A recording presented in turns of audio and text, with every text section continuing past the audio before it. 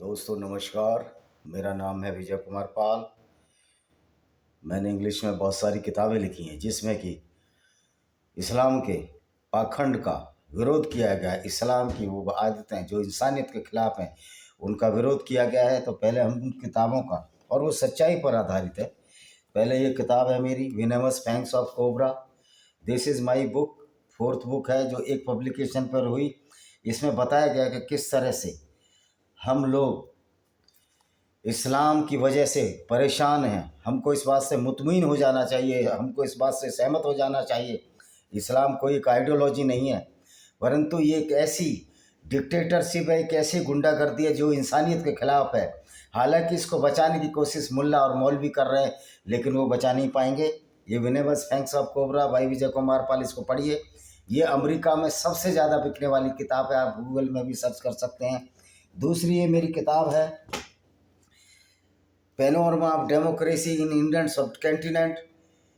बाबा साहब भीमराव के अंबेडकर का अपमान ये कुरान की आयतें और कुरान का अपीजमेंट करता है, लेकिन ये बाबा साहब के अनुयायी चंद्रशेखर, रावण और मायावती जैसे लोग कभी इस चीज़ को नहीं बताएंगे। तो ये किताब है पैनोरमा की स्पेलिंग इसमें गलत प्रिंटिंग है, ए बीच में नहीं है, खैर उसको आप जाने दीजिए। आपको फैक्ट्स देखने, Indian democracy in Indian contest by Vijay Kumar Pal, ये बहुत किताब है, ये भी काफ़ी बिकाऊ है।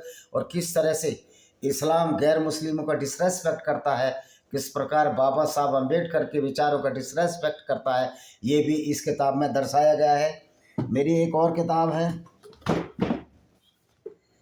लेमेंट ऑफ सिंजार। किस तरह से अबू बकर अल बगदादी ने गैर मुस्लिम औरतों, खासतौर पर यजीदी औरतों के साथ कुरान की आयतें पढ़ पढ़ कर बलात्कार किए। Lament of Sinjar, tears of Yazidi women, ये सारे विजय कुमार पाल द्वारा लिखी है। गूगल मेरे द्वारा लिखी गई किताब है, गूगल, अमेजन, फ्लिपकार्ट पर उपलब्ध हैं। और अन्य भी बहुत सारी किताबें जो मैंने लिखी हैं जो बिक रही हैं, जैसे discriminated Hindus by Vijay Kumar पाल, जिसमें बताया गया है किस तरह इस्लाम की गुंडागर्दी भरी आइडियोलॉजी ने हिंदुओं को परेशान किया। उनकी औरतों के साथ बलात्कार हुए, उनको लूटा गया, उनके मंदिरों को तोड़कर मस्जिदें बनाई गई। जो मौलाना ये कहते हैं कि अल्लाह का घर तो किसी के पूजा स्थल को तोड़कर नहीं बनाया जाता, मैं उन मौलानाओं से पूछना चाहता हूँ, कुरान में ऐसी कहीं भी कोई चीज़ बता दो, कहीं भी तफसीर डिस्क्रिप्शन में बता दो, कहीं भी आप अपनी हदीसों में बता दो कि मोहम्मद ने कब कहा कि दूसरे के इबादत गाहों को ना तोड़ो। बल्कि मोहम्मद वो वाहिद इंसान था, वो अकेला पैगंबर था जिसने काबा, जो कि यहूदियों और बहुदेववादियों का था, उसको भी लूट लिया। तो ये व्यक्ति जिसको आप अपना पैगंबर रसूल सल्लल्लाहु अलैहि वसल्लम मानते हैं, मेरा पाकिस्तान भाइयों से निवेदन है कि आप ईमान की बात करते हैं, या आपका ईमान का मतलब बिलीफ, विश्वास, अगर विश्वास मूर्खता पर टिका हो, विश्वास झूठ पर टिका हो, तो वो आपको अच्छी राह दिखाने वाला हो ही नहीं सकता। इसलिए मोहम्मद ने बहुत सारी कहानियाँ, फर्जी कहानियाँ कुरान में गढ़ी, जिसमें कि 72 हूरों का तस्वुर दिया गया, 72 हूरों का आपको सोसा दिखाया गया, और इस तरह ईमान के नाम पर गैर मुस्लिमों को कत्ल करने की बात कही गई, क्योंकि उससे मोहम्मद और उसके साथियों को फ़ायदा होता था। वो दूसरों के काफिले लूटते थे। जिस तरह मोहम्मद ने अबू सुफियान, जिसने अपने चचेरे भाई को भी नहीं छोड़ा, वो दुनिया का भला कर सकता है क्या? अबू सुफियान कोई लड़ता नहीं था मोहम्मद से। अबू सुफियान के काफिले को लूटने की कोशिश करते थे ये लोग, जिसके फलस्वरूप जंग बदर हुई। जितनी भी मोहम्मद ने लड़ाइयाँ लड़ी, लूट के लिए लड़ी, लालच के लिए लड़ी, और लोगों को बेवकूफ़ बनाया कि दुनिया कुछ नहीं है, दुनिया तो मौत के बाद है। फिर मोहम्मद ने और मोहम्मद के अल्लाह ने क्यों गैर मुस्लिमों को लूटने की इजाज़त दी, और 20% हिस्सा मोहम्मद को क्यों चाहिए था? जब ये दुनिया तो आखिरत की है, उसको तो कहीं जाकर पहाड़ की गुफाओं में तपस्या करनी थी। लोगों की भलाई के लिए ऐसे कानून बनाने थे जिससे कि दुनिया की भलाई हो सके। इसके बरक्स, इसके विपरीत मोहम्मद ने पूरी जिंदगी काफिले लूटे, 20% हिस्सा खुद खाया, और बाग फतक भी लूट लिया यहूदियों से, जो इसने अपनी बेटी फातिमा को दिया। और वो बाग फतक भी फातिमा को नहीं मिला, क्योंकि कर्म सामने आता है, आपके बुरे कर्म सामने आते हैं। इन्हीं के उमर ने, जो दूसरा खलीफा था इस्लाम का, और जो इसका ससुर भी था मोहम्मद का, जिसकी शादी, जो इनकी बेटी हफ्सा से मोहम्मद की शादी हुई थी, उसी ने कह दिया फातिमा से, कौन सा तुम्हारा बाग, कौन सा बगीचा, वो तो सब लूट का माल था। और इस्लाम में लूट का माल सबका साझा होता है, तो मोहम्मद का बगीचा कहाँ से, बाग फतक कहाँ से हो गया? उस बाग का नाम था बाग फतक। जो कि यहूदियों से लूटा था। तो कर्म सामने आता है, वो अली जिसने लोगों को जिंदा जलाया, 2 लोगों को इसलिए जिंदा जला दिया कि वो इस्लाम को कबूल करने से इनकार कर दिया। उन्होंने कहा एक ऐसी वाहियात विचारधारा, एक ऐसी गलत विचारधारा जो लोगों को परेशान करती है, मैं इसको स्वीकार नहीं करूँगा, और उन 2 लोगों को जिंदा जला दिया। इसके बारे में भी एक हदीस है।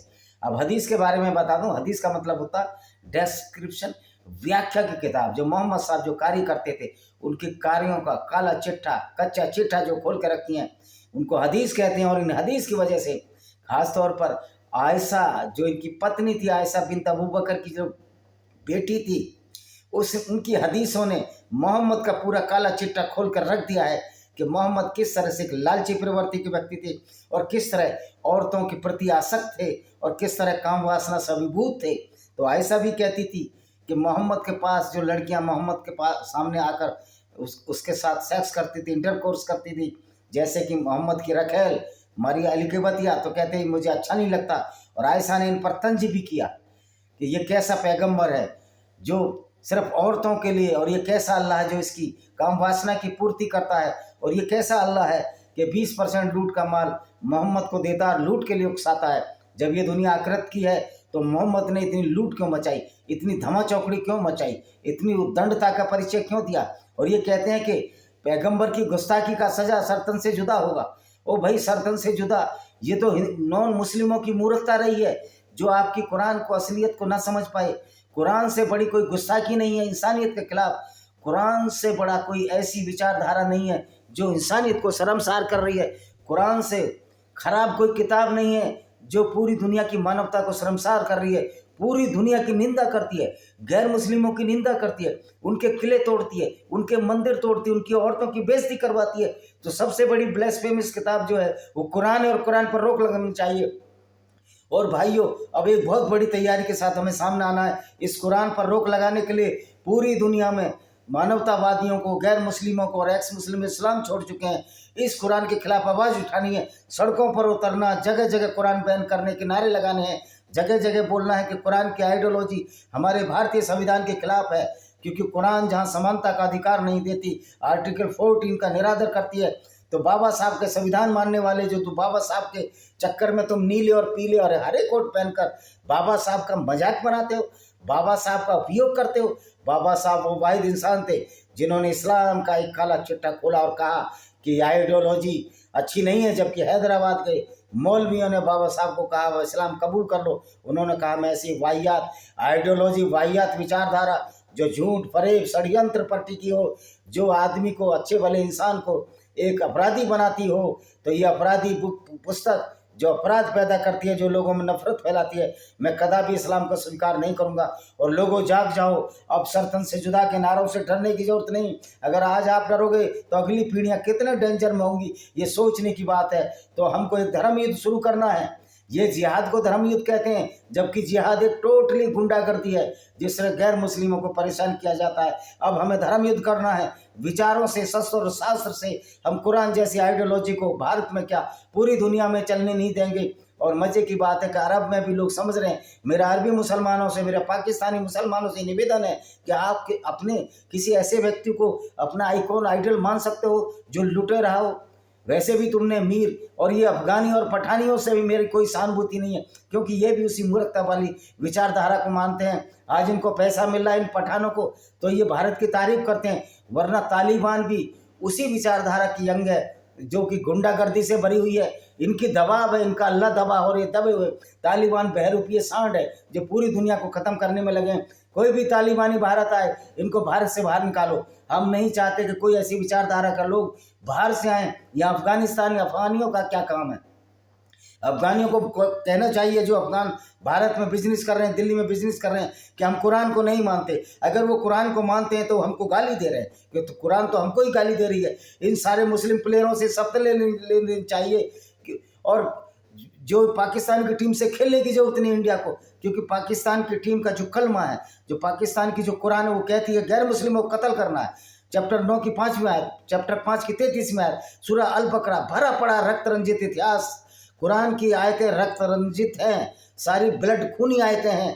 तो इन खूनी आयतों वालों के साथ खेलने के लिए इनसे सर्टिफिकेट लेना चाहिए कि हमको कुरान की आयतें नहीं मानते, हम इस आइडियोलॉजी को नहीं मानते, वरना आप मुसलमान हैं तो वही मूर्खता करेंगे जो रिजवान जहीर ने की। तुम्हारा झूठा अल्लाह, तुम्हारा फरेब अल्लाह, जिस अल्लाह को ये पता ही नहीं कि धरती गोल नहीं, धरती गोल है, लेकिन तुम्हारा अल्लाह कुरान में कहता है धरती चादर की तरफ फैलाई है। ऐसे मूर्खतापूर्ण और विचारधारा के अल्लाह को पूछते हो, वो पूजो, तुम मूर्ख बनो, उसमें गैर मुस्लिम का कोई नुकसान नहीं है। लेकिन जब आप दूसरों को कत्ल करने की बात कहोगे किताब पढ़ के, तो उसका जवाब मिलेगा।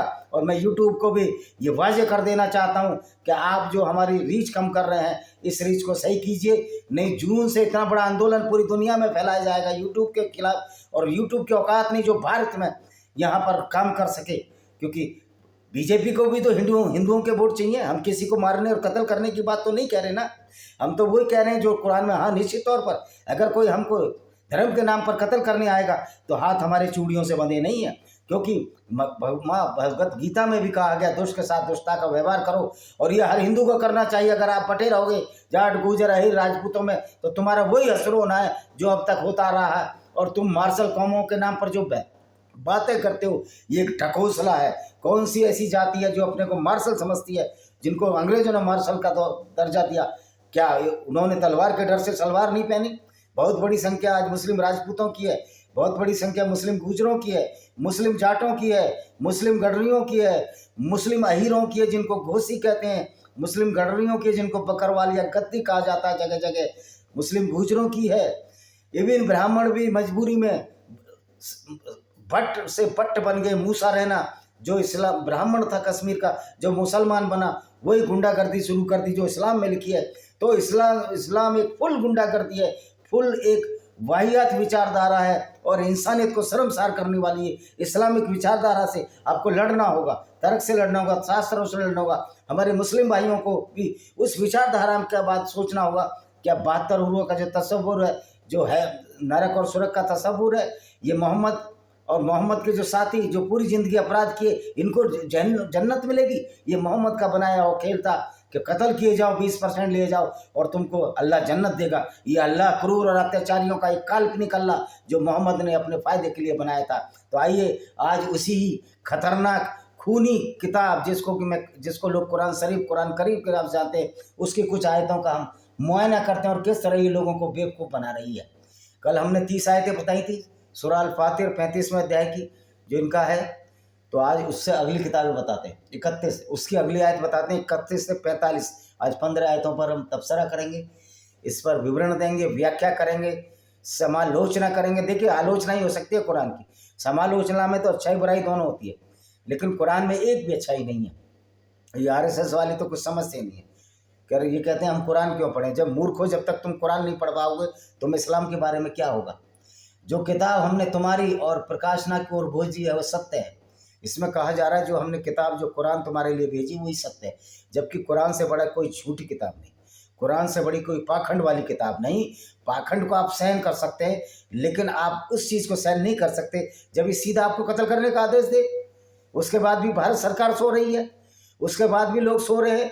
ये कुरान की निंदा के नाम पर नारे लगाने चले आते हैं। इनसे पूछा जाएगा जो तुम्हारी कुरान है जो दूसरों की निंदा करती है उसके बारे में क्यों?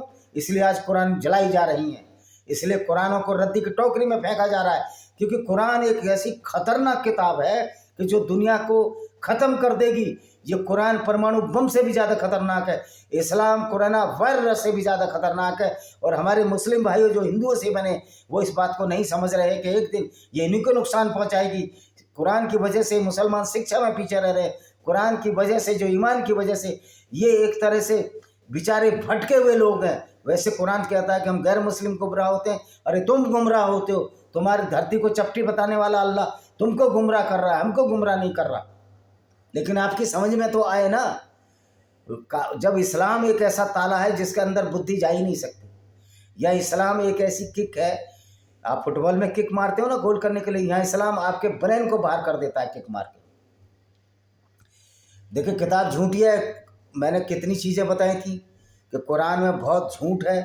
कुरान में इसकी माँ को, मरियम की माता जो मैरी की थी, उनके पिता का नाम इमरान लिखा गया है, जबकि वो उसके पिता का नाम जोखिम था। ये कुरान झूठ से भरी हुई है, पाखंड से भरी हुई है। कुरान चोरी किया है यहूदियों की धर्म पुस्तक तौरा से, आप पढ़ लीजिए धर्म पुस्तक तोरा या बाइबल का ओल्ड टेस्टामेंट, सारी की कहानी सामने आ जाएगी। तो ये झूठ अपने से पहले की किताबों में पुष्टि है। ये कहते हैं कि इससे पहले की किताबों में पुष्टि है। बाइबल में ना कुरान का नाम है, ना मोहम्मद का नाम, ना अल्लाह का नाम है। तो पता नहीं कौन सी किताबों में पुष्टि करते हैं। झूठ पर झूठ बोले मोहम्मद ने, और बेचारे जिब्राइल फरिश्ते अल्लाह मुफ्त में गाली खा रहे हैं, जबकि सारे रिंग मास्टर ये मोहम्मद था जिसने पूरी दुनिया को बर्बाद किया। अब इसको मोहम्मद साहब हम क्यों कहें? जब ही हमको कत्ल करने की बात कहता है तो हमारे लिए दुष्ट है। ये होगा पैगंबर तुम्हारा? क्या हम किसी ऐसे पैगंबर को माने जो जिसकी विचारधारा की वजह से हिंदू औरतों को बलात्कार हुए, यहूदी औरतों को बलात्कार हुए, यजदी औरतों को बलात्कार हुए? स्वामी दयानंद सरस्वती का जो 14वां समोल्लास है उसमें सब कुछ लिखा है। पैगंबर की गुंडागर्दी, अल्लाह की गुंडागर्दी का पूरा खुलासा किया है। स्वामी दयानंद सरस्वती की सत्यार्थ प्रकाश पढ़ो, आपको सब समझ में आ जाएगा। जरूरत है हमको सही को सही बोलने की, जो नहीं बोल पाते हैं।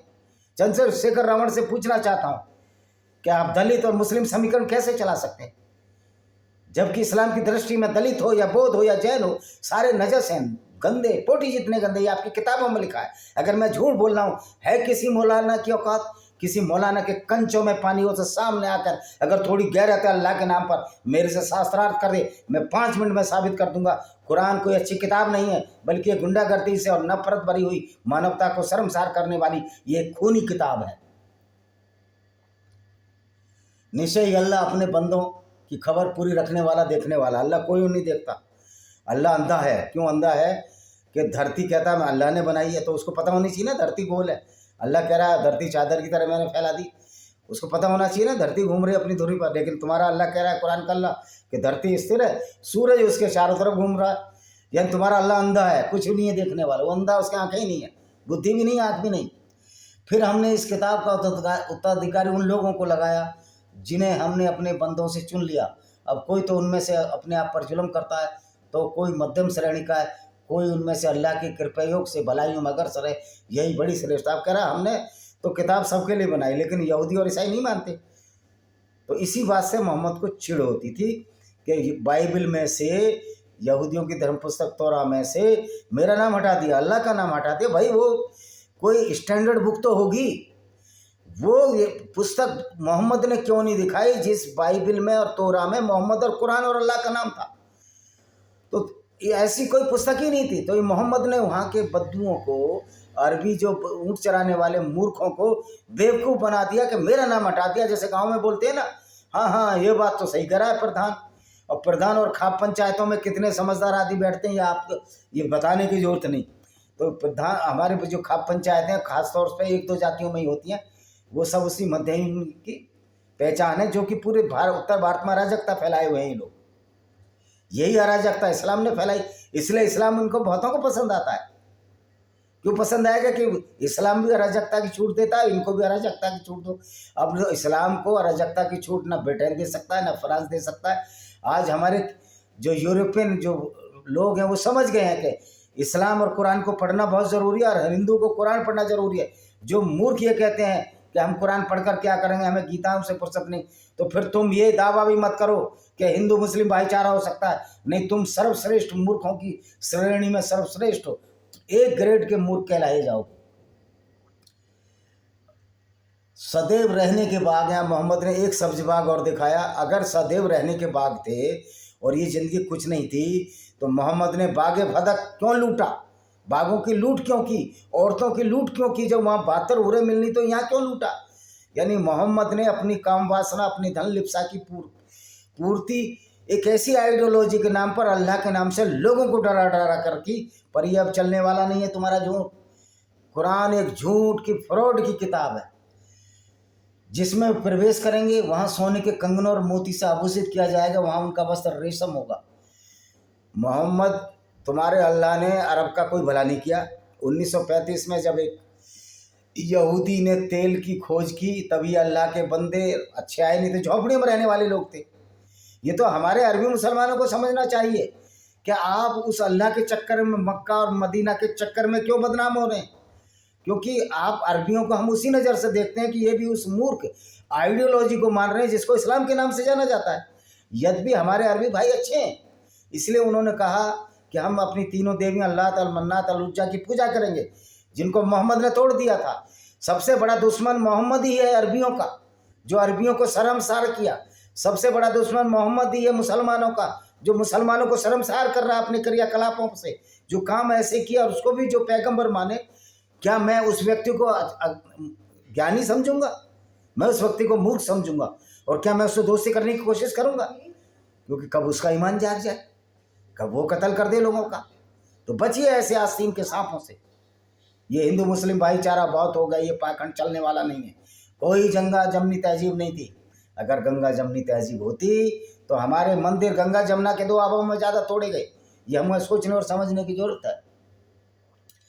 अच्छा जी, वहाँ और वे कहेंगे सब प्रशंसा अल्लाह के लिए जिसे हमने गमदूर किया, निश्चय ही हमारा रब अत्यंत क्षमाशील बड़ा गुणगान। मोहम्मद साहब की आदत थी, वो दिन में ही सपने देखने लगते थे। वैसे दिन में सपने देखो, कोई रोक नहीं है, लेकिन जब आपके सपने लोगों को अज्ञानता, मूर्खता के भंवर सागर में, मूर्खता के समुद्र में तैराने लगे तो वो सपने नहीं होते। फिर लोगों से धोखा होता, फरेब होता, षड्यंत्र होता। और ये षड्यंत्र का जाल मोहम्मद साहब ने मुसलमानों के खिलाफ हमेशा से चला। इस्लाम ने मुसलमानों का जो बहुत बड़ा नुकसान कर दिया, ये बेचारे इतने भोले और सीधे साधे हैं, नुकसान को नहीं जानते। ये जो बदनाम करता है, जो ऐसी विचारधारा को अपनाते हैं, जिसकी वजह से ये बदनाम हो रहे हैं। और पैगंबर तो मर गया, मोहम्मद तो मर चला, और वो तो क़यामत आएगी नहीं। वो तो एक ऐसा लॉलीपॉप पकड़ा गया मुसलमानों को, जिस पर सब फंसे हुए हैं अभी तक। जिसने हमें अपने उदार अनुग्रह से रहने के लिए ऐसे घरों में उतारा, जाने कोई हमें मशक्क़त उठानी पड़ती है, ना कोई थकान आती है। अब मोहम्मद ने सबज बाग दिखाए हैं कि वहाँ ना थकान आएगी, ना मशक्क़त होगी। यहाँ पूरी ज़िंदगी लूटने के चक्कर में मोहम्मद ने अपने 2 दांत तोड़वा लिए उहद की लड़ाई में, अपना चचेरा भाई मरवा दिया। तो ये देखिए स्वार्थपरता की कितना गिरी हुई स्तर की ये मोहम्मद साहब की बातें हैं, जो इंसानियत को शर्मसार करती हैं। वे लोग हैं जिन्होंने इनकार किया, उनके लिए जहन्नुम की आग है। यानी कि जो मुसलमान नहीं है उनके लिए जहन्नुम क्या, कोई जहन्नुम की आग नहीं है। अल्लाह की कोई औकात नहीं, अल्लाह का ज्ञान ही नहीं। अज्ञानी अल्लाह से कौन डरे? और तुम्हारे पैगंबर का हम सम्मान क्यों करें?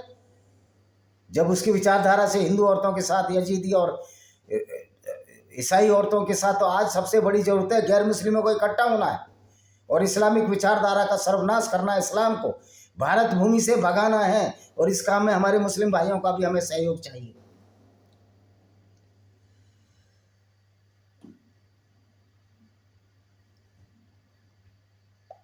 सब प्रशंसा अल्लाह के लिए है जिसने गम दूर किया, निश्चय ही हमारा रब अत्यंत क्षमाशील बड़ा गुणकार। तुम्हारा अल्लाह कोई क्षमाशील नहीं है।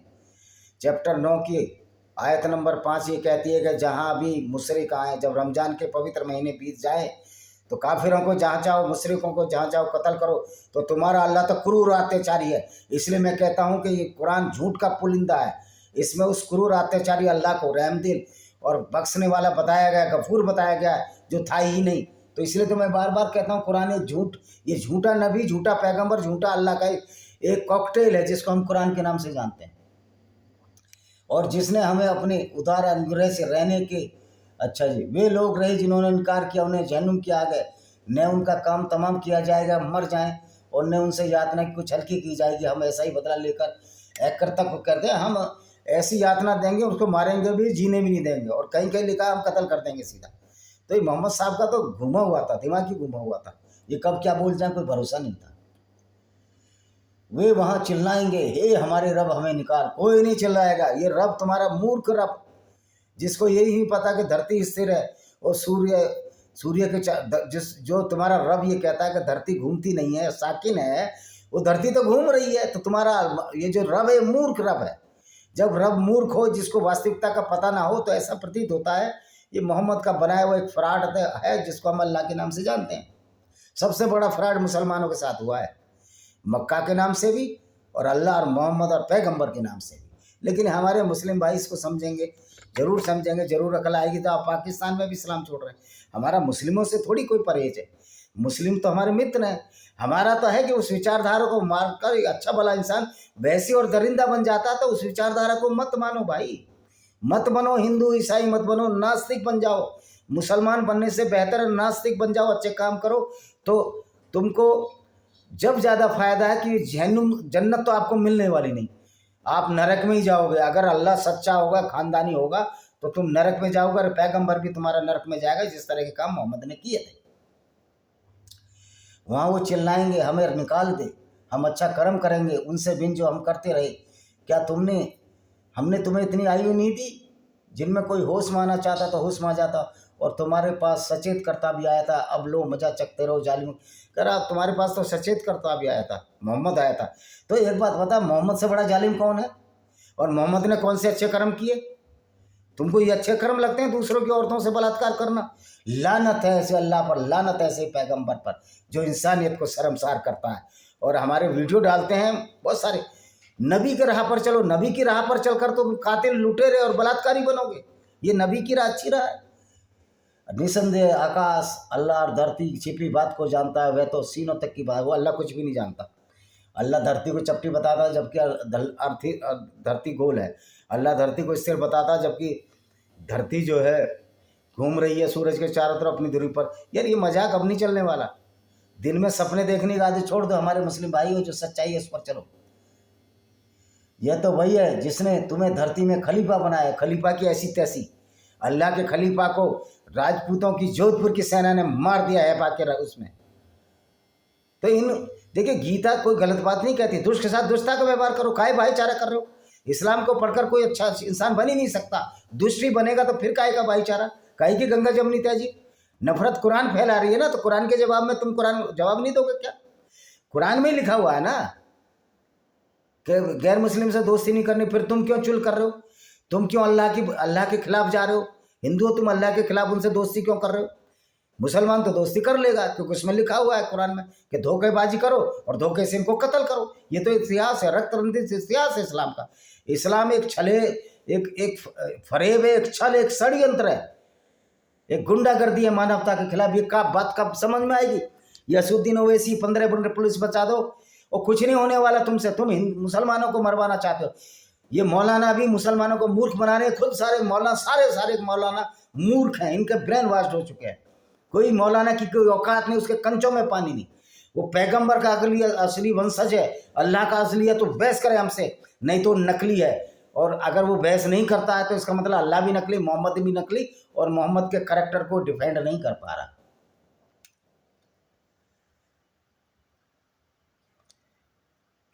कहो, क्या तुमने अपने ठहराए हुए साझीदारों का अवलोकन भी किया जिन्हें तुम अल्लाह को छोड़कर पुकारते हो? मुझे दिखाओ उन्होंने धरती का कौन सा भाग पैदा किया, या आकाशों में उनकी कोई भागीदारी है? देखो, इस बात का जवाब यह है कि अल्लाह को कुछ नहीं पता। दुनिया बनाने वाले को दुनिया का नहीं पता, तो ये झूठा अल्लाह है। तो हम तो बार बार कहते हैं झूठा पैगंबर, झूठा अल्लाह। और ये कुरान क्रिमिनोलॉजी किताब, खून खराबी किताब है, और ये किताब इंसानियत के खिलाफ एक षड्यंत्र है, एक धोखा है गैर मुस्लिमों के खिलाफ। ये डेथ वारंट है। मैं तो इंटरनेशनल कोर्ट ऑफ जस्टिस और यूनाइटेड नेशन ऑर्गेनाइजेशन से कहूँगा कि कुरान पर बैन लगाया जाए, नहीं तो बहुत बड़ा आंदोलन गैर मुस्लिमों द्वारा पूरी दुनिया में शुरू कर देना चाहिए।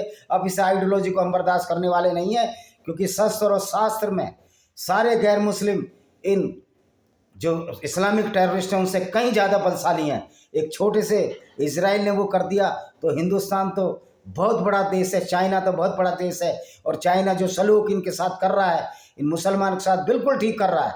ऐसा सलूक इनके साथ होना ही चाहिए, क्योंकि जब इनके साथ सलूक होता है तब इनको दर्द होता है। जब दूसरे के साथ करते हैं तो कहते हैं तो हमारी कुरान कहती है, हमारा अल्लाह कहता है। तो कितना खुदगर्ज और कितना खुदगर्ज ये आइडियोलॉजी है जो सिर्फ मुसलमानों के फ़ायदे के लिए बनी। एक भी आयत बता दीजिए जो गैर मुसलमानों के फ़ायदे के लिए बनी हो। इसलिए मैं कहता हूँ कुरान एक खूनी किताब, एक वैसी दरंद की विचारधारा वाली किताब है।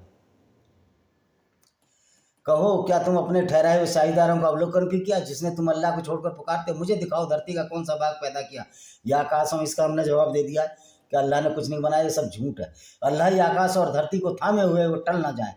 अल्लाह ने आकाश पता कैसे थाम रखा है? ये अल्लाह की मूर्खता देखिए। 4 खंबे लगे हुए हमको दिखते नहीं, क्योंकि मोहम्मद को भी वो खंबे नहीं दिखते थे। तो ये कहो शक्तिमान ही गंगाधर है, गंगाधर ही शक्तिमान है, अल्लाह ही मोहम्मद था और मोहम्मद ही अल्लाह था। मैं इसको पैगंबर तो कभी नहीं कहूँगा, एक लुटेरे व्यक्ति को पैगंबर नहीं कहूँगा, चाहे मेरी जान चली जाए। और ऐसा ही सब प्रण लें, और फिर हम जान देने के लिए थोड़ी बने। हमारी गीता कहती है कि दुष्टों का विनाश करो, दुष्टों का संहार करो, इनका वध करो। ये तो हमारी गीता हमको आदेश देती है। जो दुष्टता तो ये कुरान सिखा रही है। तो क्या ऐसे दुष्टों का संहार और वध नहीं किया जाना चाहिए? जो मानवता को शर्मसार कर रहे हैं, निश्चित तौर पर किया जाना चाहिए। हिंदू अपने धर्म से टल गया है, जैन अपने धर्म से टल गए, बौद्ध अपने धर्म से टल गए। अब जब आप ही नहीं बचोगे, दूसरी विचारधारा आपको कत्ल करने की बात कहती है तो आप हाथ खड़े कर दोगे, गुलदस्ते दो उनको। गीता ये नहीं कहती। न्यूटन की थ्योरी भी कहती है क्रिया के विपरीत प्रतिक्रिया होगी। तो आप साइंस को भी नहीं मानोगे, आप अध्यात्म को भी नहीं मानोगे, तो फिर आप ही अज्ञानी हो ना, जो विरुद्ध आवाज में नहीं उठाते। 42 में उन्होंने अल्लाह की कड़ी कड़ी कस्में खाई थी, यदि उनके पास कोई सचेत करता है तो समुदायों में प्रत्येक से बढ़कर सीधे मार्ग पर होंगे। सचेत करता, मोहम्मद जैसा सचेत करता, जिसको अम्ब का भी मैंगो का पता नहीं था कि मानवता क्या होती है, मानवता को शर्मसार करने वाला, लूट मचाने वाले पैगंबर, ये हमको सचेत करेगा, ये हमारे आइकॉन होंगे। कभी मोहम्मद जैसा व्यक्ति अब मेरा आइकॉन हो ही नहीं सकता। लानत है अगर उस दिन सबसे गंदा दिन होगा जब मैं मोहम्मद पर विश्वास करूंगा। मैं तो करने वाला ही नहीं हूँ, आपको पता ही है। मैं तो इनको डिबंक कर रहा हूँ, इनकी कब्रें खोद रहा हूँ। मैं तो जो इनकी किताब इनकी कब्रें खोदते नहीं, मैं वही बता रहा हूँ। किंतु जब उनके पास सचेत करता आ गया तो इस चीज़ ने धरती में उन्हें घमंड, और ये सचेत करता था मोहम्मद, पूरी दुनिया में बर्बादी करने वाला मोहम्मद ये सचेत करता था। ये काय का सचेत करता था। ये कहता था मुसलमानों को एक गिरोह के रूप में इकट्ठे हो जाओ और काफिले लूटना शुरू कर दो। अपने चचेरे भाई को लूट ला, अगर मुसलमान नहीं है वो। हालांकि बुरी चाल अपने ही लोगों को गिर लेती है, ये बात तो मुसलमानों पर सटीक है, दूसरों पे नहीं। बुरी चाल से तुम ही गिरे चले आ रहे हो, तुम पे जवाब ही नहीं होता। किसी भी चैनल पर जा मुल्ले भागने लगते हैं, कुरान पे बात मत करो, अल्लाह पर बात मत करो। तो मान लो ना तुम्हारा अल्लाह कुरान झूठा है तो हम बात करना बंद कर देंगे। अब तुम बात मत करो, इसलिए चैनलों से भागते हो, डरते हो, तुम कायर हो, तुम षड्यंत्रकारी फरी विचारधारा का दिफा नहीं कर सकते, उसको डिफेंड नहीं कर सकते, इसलिए तुम भागते हो। तो क्या आप रीति अगले के सिलसिले में रही हुए बस उसी रीति की प्रतीक्षा में कर रहे हैं, तो तुम अल्लाह की रीति में कदापि कोई परिवर्तन नहीं पाओगे, न तुम अल्लाह की रीति को कभी टलते ही पाओगे। अल्लाह की रीति में परिवर्तन ना हो तो अच्छी बात है ना। अल्लाह ऐसी मूर्खता सिखाता रहे तो अल्लाह की पोल भी तो खुलती है कि अल्लाह ने धरती को चादर की तरह बना रहा, जबकि विज्ञान ने अल्लाह की पोल खोल दी, इंसानियत ने पैगंबर की पोल खोल दी कि वो काबिल लूटने वाला था, उसको ये पैगंबर मानते हैं। दूर फिटे मुंह, ऐसे लोगों तो जो तुम्हारा पैगंबर लूटता था, औरतें तक लूट लिया, गिफ्ट में औरतों को ले लिया, मारियल की बतिया को, उसके साथ डिंगी डिंगी करता रहा। उसकी पत्नी हफ्सा ने पकड़ लिया, जो उमर की बेटी थी, फिर अपने लिए आयतें उतार लाया कि मोहम्मद चाहे जिस मर्जी के साथ कुछ भी कर सकता है। और तुम्हारी अल्लाह की ऐसी की तैसी, जो अल्लाह हमको कत्ल करने की बात करेगा, उस अल्लाह की ऐसी की तैसी, लानत ऐसी अल्लाह पर। अल्लाह ना हुआ ठुल्ला हो गया। हालांकि वे शक्ति में कहीं बढ़ चढ़ करते, अल्लाह ऐसा नहीं है आकाश में कोई चीज़ से मात कर सके, न धरती पर। अल्लाह को कुछ पता ही नहीं है यार, अल्लाह को क्या मात हुई। अल्लाह का काबा, जब मुसलमान नहीं थे तो काबा को अटैक को बचाया। ये आपकी कथाओं में, जो मोहम्मद जिस साल पैदा हुआ था 570 में, फील्ड अटैक, हाथियों का अटैक हुआ था, उस पर तुम्हारी एक आयत उतरी है। लेकिन जब काबा में मूर्तियाँ रही थी, जब काबा हो गया मुसलमानों का, तो सैकड़ों अटैक हुए, अल्लाह अपना काबा नहीं बचा पाया, मोहम्मद अपने दांत नहीं बचा पाया, अल्लाह मोहम्मद के दांत नहीं बचा पाया था, 2 दांत तोड़ दिए ऊद की लड़ाई में। तो दुनिया की क्या रक्षा करेगा जो अपने पैगंबर को नहीं बचा पाता। और मूर्खता भरा गान दिया अल्लाह ने, सारा सारा झूठ भरे। तो अल्लाह को मात तो हर जगह पड़ रही है। अल्लाह को तो एक 5वीं क्लास का बच्चा भी मात दे रहा है, वो अल्लाह की हंसी उड़ाने के लिए पर्याप्त है, जिसमें 10वीं तक साइंस पढ़ ली कि अल्लाह दुनिया को बनाने वाला है। जो ये कहता धरती स्थिर और सूरज उसके चारों तरफ घूम रहा है, यार कुछ आज का ज़माना वो नहीं है। तुम्हारे अल्लाह की पोल खुल चुकी है, तुम्हारे कुरान की पोल चुकी है, तुम्हारे अल्लाह की महानता की पोल खुल चुकी है कि अल्लाह लोगों को कत्ल करने का आदेश देता। तुम इसी बात की तबलीग करते हो। अगर गैर मुस्लिमों में ये मुस्लिम भाई तबलीग करने जाएँ तो उनसे ये सवाल पूछो, जब अल्लाह ने दुनिया बनाई तो उसको पता कैसे नहीं है कि दुनिया स्थिर नहीं है, दुनिया घूम रही है, पृथ्वी घूम रही है, लेकिन अल्लाह स्थिर बता रहा है। ये सवाल पूछो, इन पर जवाब नहीं होगा कि उनमें दिमाग तो है ही नहीं। यदि अल्लाह लोगों को उनकी कमाई के कारण पकड़ने में आ जाए तो इस धरती की पीठ पर किसी जीवदारी को ना छोड़े, किंतु वह नियत समय तक ढील देता है। फिर जब उनका नियत समय जाए, निश्चय अल्लाह की कोई औकात नहीं है। अल्लाह की सिर्फ एक औकात है कि वो काल्पनिक अल्लाह जो मोहम्मद ने बनाया था। अल्लाह एक वो कठपुतली का तमाशा देखते हो ना, राजस्थान में चलता, अल्लाह वो कठपुतली है जिसे मोहम्मद नचाता था और अपने फ़ायदे के लिए नचाता था। जब उसको औरतें लूटनी होती थी तो लूटने चल पड़ता था, कहता था ये अल्लाह का आदेश है, गैर मुस्लिमों को लूटो। उसमें औरतें अपने लिए रख लेता था, काम वासना की पूर्ति, धन लिप्सा की पूर्ति करता था। ये करता था तुम्हारा मोहम्मद। तो मोहम्मद अल्लाह मोहम्मद की कठपुतली मात्र है। और कुरान से बड़ी कोई ऐसी किताब नहीं जो मानवता की निंदा करती है। ब्लेस्फेमस बुक है ये, क्रिमिनोलॉजी की बुक है, खून खराबी की बुक है। इसमें एक भी आयत ऐसी नहीं है जो पूरी इंसानियत के लिए अच्छी हो। इसी के साथ मैं इस वीडियो को विराम देने से पहले मैं कहना चाहूँगा, मेरे हिंदू भाइयों के लिए खास तौर पर मैंने किताब लिखी है डिस्क्रिमिनेटेड हिंदूज बाय विजय कुमार पाल, उसको जरूर पढ़ें। किस तरह इस्लाम ने हिंदुओं का बेड़ा गर्क किया और किस तरह ये स्वार्थी राजनेता सो कॉल्ड गंगा जमनी तहजीब का एक झूठा शंख बजाते रहते हैं, इनका भी पर्दाफाश करना जरूरी है। इसी के साथ मैं वीडियो को विराम देता हूं। चैनल को सब्सक्राइब करो और यूट्यूब से भी निवेदन है हमारी रीच को थोड़ा बढ़ाइए आप। अगर रीच नहीं बढ़ाओगे तो जून के बाद आपकी रीच को हम करवा देंगे इंडिया में। और हमको अभी तक 50 लाख लोगों के हस्ताक्षर मेरे पास आ चुके हैं ऑनलाइन। हम 50 करोड़ लोगों के हस्ताक्षर करा के, जिसमें ईसाई भी होंगे, सारे गैर मुस्लिम और वो एक्स मुस्लिम जो कि इस मुहिम में हमारा साथ दे रहे हैं, हम उनका साथ दे रहे हैं। इस जुलूस में हजारों हुजूमों की अरबों की संख्या में लोग जब सड़कों पर निकलेंगे यूट्यूब के खिलाफ, तो यूट्यूब को भी समझ में आ जाएगी आप किस तरह से एक सच्चे मानवतावादी लोगों को जो कि इंसानियत के लिए लड़ रहे हैं यूट्यूब पर, आप उनको विरोध करते रहे। यानी कि इस्लामिक टेररिज्म में यूट्यूब का भी हाथ है, सरकार को इस पर कार्रवाई करनी चाहिए।